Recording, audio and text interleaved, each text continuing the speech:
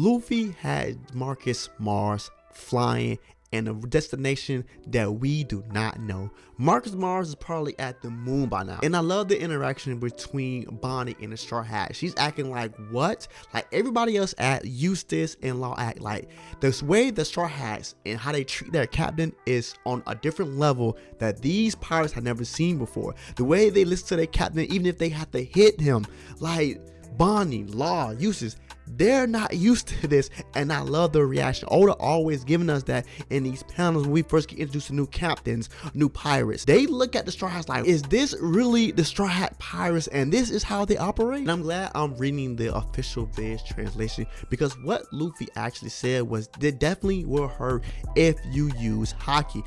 Now, it was speculated that everyone was using Haki. Bonnie, Sanji, and Frankie. Like, they wanted to see that Frankie actually is utilizing Haki, and that was not the case. Luffy said it hurts if you use Haki. Now, I already knew that we're not seeing, Haki coded in Frankie's fist, so I don't think that Haki was being used by Frankie, but I definitely know Haki was being used by Bonnie and Sanji. But still, it does not take from the fact that they gave it all they could to actually get Luffy that nice little bounce off from Marcus Mars to send him flying to the moon. Like I said before, I'm definitely impressed with Bonnie. This is Bonnie utilizing her devil fruit, right? And I love the way she's utilizing it. But Oda's on a thin line with this. We know she couldn't sustain this form for so long when we see at the end of this chapter. But Oda's on a thin line with his devil fruit. Like, he gotta make sure that we understand fully that she cannot utilize all the moves Luffy can use. Like I said before in the last chapter, I predicted that she's gonna use these gigantic form moves, like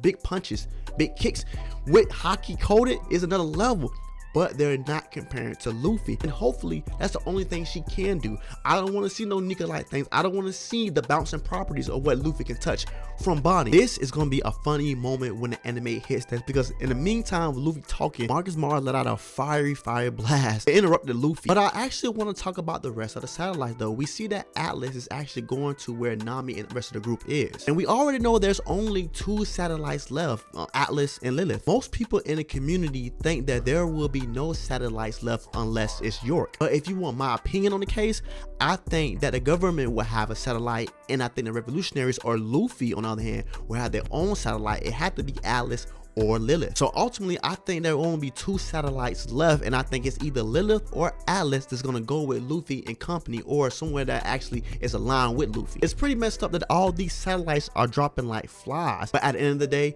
long as Luffy have a satellite in his possession or on his team, will be good. At the end of the day, they're smart individuals. We need somebody like that on our team when it comes to this final war. We already gonna have pacifistas on our side, the Mark IIs for Bonnie. Think about, we have an off-brand Seraphim or Raw, a really nice pacifista that Bonnie don't actually have at this time. Like, that comes in part with the new satellite. The things that we actually need in a battle is gonna be so much better for a satellite to be on our side. Who knows? Once we meet up with Dragon, I think the satellite would do well with the revolutionaries. If York is gonna go with government, I feel like one of the satellites that's gonna be alive aside from York should go with the revolutionaries, the government worst enemy. And I kind of want to touch upon the saddest moment in this One Piece chapter is between the interaction between Stussy and Kaku. We have to understand where Stussy's coming from right here, and also Kaku. We have to be transparent in this matter, because of the simple fact is that we know that Stussy is battling with actually her being real or not, because she is a clone. And we see that Kaku, who's sad, he doesn't want to see Stussy go, but he knows what the government would do to her because of the simple fact of what she did to her comrade. I feel like Stussy actually found shelter in Kaku and Lucy in the other game, because they took her for who she actually is, not what they actually know about her. And I do feel like they was actually friends with Stussy. She found home there. She found like-minded people that want to do one thing together, right? And I feel like she's hurt right now, because of the fact those friends that she once called friends are no longer gonna be friends at all. The bond was strong with Stussy and Kaku and Lucci because they accepted her, right? So you have to feel for her. It's like a moment between Naruto and Sasuke. You know how sad Naruto felt about Sasuke? Like, she actually seen that Lucci and Kaku was friends with her, and now she gotta sever that bond. Unless, Lucci already looking sideways between Marcus Mars and the government. Like, he's thinking different thoughts now. So maybe we might see somebody like Lucci confront her. I don't think it's no time soon that Lucci actually will switch sides. Yes, I feel like Lucci is questioning things in the world government and the Marines. but I don't think it got to the point where he's like, no, I think Luffy's company was right all this time. So we're gonna keep an eye on Lucci and how he feel about his comrades, about the Gurusei and the Marines and the Cypher Pole. We're gonna see how he's gonna react, because right now he's actually questioning things. I would love to see Lucci switch things up, but we're gonna come back to that. And one of the most important things in this chapter is what Dr. Vegapunk saying over the broadcast. Now we got a few little glimpses of things, and we're pretty sure he was talking about the will of the middle initial D. Like, they carry on this will through generations, right? And he feels sorry for what they actually was going through after the void century. I'm pretty sure that's my opinion of things. It sucks that we actually is getting the small broadcast here and there, and everything cannot come included together. But at the same time, we're gonna get this already from somebody where the Straw Hats and everybody else can sit down and listen throughout. We get the whole shebang under one person voice. One thing I want to say is that I know the D clan suffered for so long because of what they did in the void century, who they team up with in the void century. Now I can say they was really getting targeted by the Marines, the Five Elders, and the Kingdoms. It was so taboo to speak on the initial D. So I'm pretty sure once Dr. Vegapunk realized that and was reading on that, he felt so sorry for these people. I'm pretty sure they was tortured, like the Buccaneers, like Clap and Kuma, probably was slaves, or even worse, so was executed on the spot. And I think Dr. Vegapunk was apologizing on the Marines and the government behalf because of this serious thing that the government and the Marines was actually doing to these people with the initial D. So I definitely can say Oda still have us wondering and trying to come up and compile theories together to actually see what happened to these people in the initial D, right, during the void century or during the void century. Because simple fact, that's what we actually do. We come up with these theories, compile them together, and try to make you and convince you that this is probably what happened. And I love it. I'm here for that. I think everybody is. But we have to talk about the main event of this chapter and what happened at the end of this chapter. We finally get the robot's name, EMET. And I'm pretty sure it stands for something, because that is a funny name. But who knows? During the void century or 1,000 years ago, the names probably was different and very funny. But at the same time, we seen that at the 55th chapter, the EMET robot actually did something. And I said it in King of Lightning Stream, like, if he can damage the Five Elders eternally, fatally, can the power source that power him damage the Five Elders? It's something that actually we need that from Luffy in the game to actually have in their armor or inside their fists or their gloves, or something they have to wear, or can they emit it out, the energy that this EMET actually have can fatally damage the Five Elders? Like, we need those.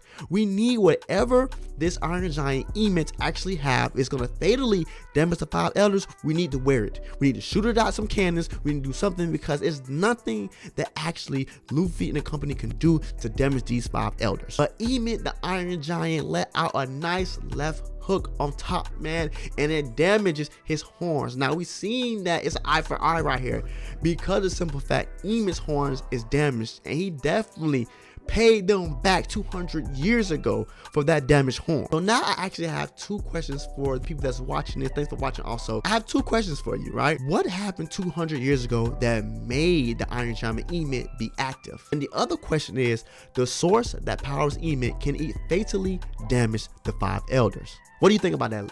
Leave a comment down below on how you feel about these two questions and give me a response. I think it is so amazing that he's finally doing something, and the first thing he do is knock somebody's horns off. And I feel like he did this to one of the strongest Gurusei, the person that used armament hockey the proficiently is Topman, in my opinion. The way he just left hooked him and manhandled him just now proves the fact how strong this Iron Giant is. Mind you, 200 years ago was at Marijoa's, and the reason why he stopped because he ran out of energy. That's what Dr. Vegapunk said. It's his theory, right? So think about how he was battling these Five Elders and he did not let up. So I'm pretty sure that he will not let up long as he hear the drums liberation. But as you can tell, Luffy loves robots, so I'm pretty sure Luffy might just want to keep the Iron Giant EMET, or like I said before, EMET might be the scapegoat that will help the Straw Hats leave Egghead. So there has to be this interaction between EMET and Luffy about how Luffy maybe want him to go, and EMET would actually say like, Joy Boy, I'm here at the right time for you. Like, there's something that need to be done for Luffy can actually hold this Iron Giant in one hand and say, please come with me. And we already have dialogue from EMET. He's basically saying, remember me only at the right time. So I'm pretty sure somebody that either Joy Boy or somebody with Joy Boy programmed EMET to do something at certain time frames. But that definitely would get interrupted if he's out of resources to keep going on and on, or it could be stop hearing the drum of liberations. Now, if we can say the only thing is awaken EMET is the drums of liberation, how can he hear the drums of liberation 200 years ago when they feel like nobody awakened his devil fruit for like 800 to 1,000 years? And that's why I'm asking you guys this question. 200 years ago, how did he roam on Mary Joyce? Did somebody awaken, you know, the devil fruit that Luffy has right now 200 years ago? I'm pretty sure the 5 elders would have known that. And that's the reason why I want EMET to actually go with Luffy, for we can find out so many things. Like, what would EMET actually tell us that would shock us? Everything. I am praying to Oda right now. Please let this Iron Giant come with us to Elpaf, because he knows so many things about Joy Boy in the Void Century that he can give us answers to. We all know that Luffy loves robots, right? If he can actually have a robot as a subordinate, he will take that. He probably gonna ask Nami, can I please take him with us? He's talking about somebody named Joy Boy and he's only moving at my accord. Like, please, Nami. Well, at the end of the day, it's not really, you know, Nami say so, it's Luffy. So if Luffy wants robot to come, he's gonna come. But this chapter was amazing. I know that it was short, but it was so good and crisp. We finally see EMET do something. We finally see Luffy bounce Marcus Mars somewhere at the moon area. We might not see him back for a long time unless he goes into a nice hybrid form and is super fast with his wings. We don't know. But this chapter was so good and short, and we are on break next week, so we're not gonna chapter.